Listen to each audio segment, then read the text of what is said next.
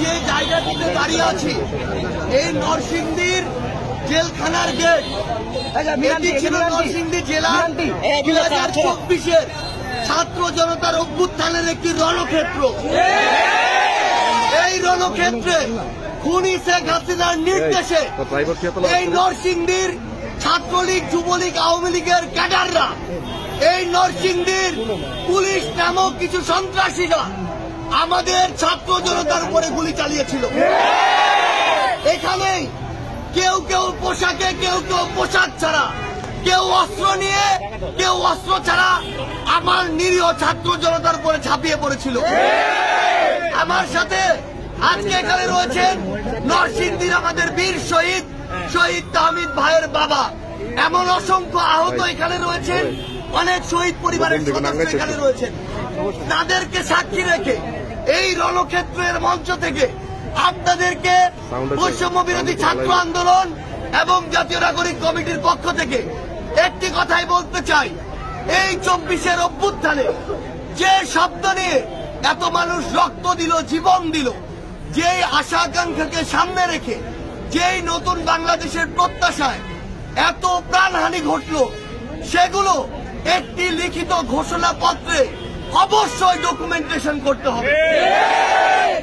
আমরা নরসিংদীর পথে প্রান্তরে প্রত্যেক শ্রেণী পেশার মানুষের সাথে, রিক্সাওয়ালা, অটোওয়ালা, সিএনজিওয়ালা, রাস্তার ফুটপাতে যারা দোকানদারি করে, যারা বাস চালায় কিংবা কর্মজীবী, আমরা প্রত্যেকের সাথে কথা বলেছি।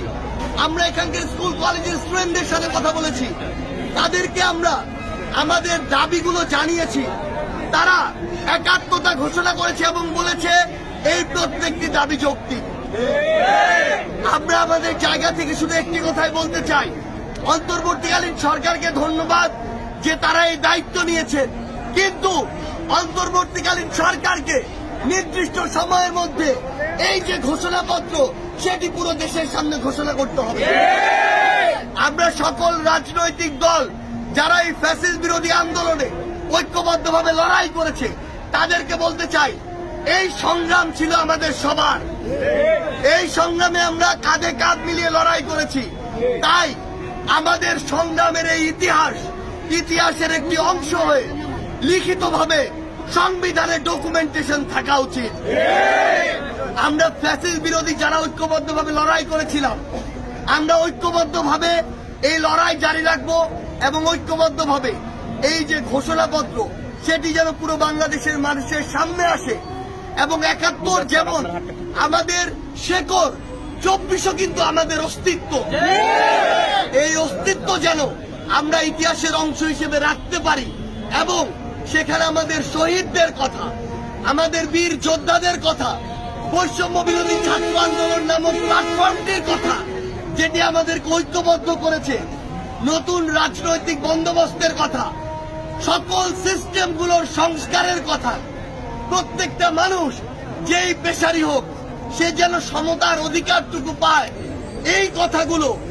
এমনকি সবচেয়ে গুরুত্বপূর্ণ হচ্ছে খুনি হাসিনা সহ যাদের নির্দেশে এত মানুষকে খুন করা হয়েছে, রক্ত ঝরানো হয়েছে, তাদের বিচারের শাস্তির স্পষ্ট কথা এই ঘোষণাপত্রে থাকতে হবে। আমরা আজকে জেল গেটে রয়েছি। আজকে আমাদের সাথে এখানেও হয়তো অনেক পুলিশ সদস্য, বিভিন্ন সশস্ত্র বাহিনীর সদস্য ভাইরা রয়েছে। আপনাদেরকে অনুরোধ করব, খুনি হাসিনা প্রত্যক্ষ পরোক্ষভাবে আপনাদের ইমেজকে সংকটে ফেলেছে। আপনাদেরকে এই ইমেজ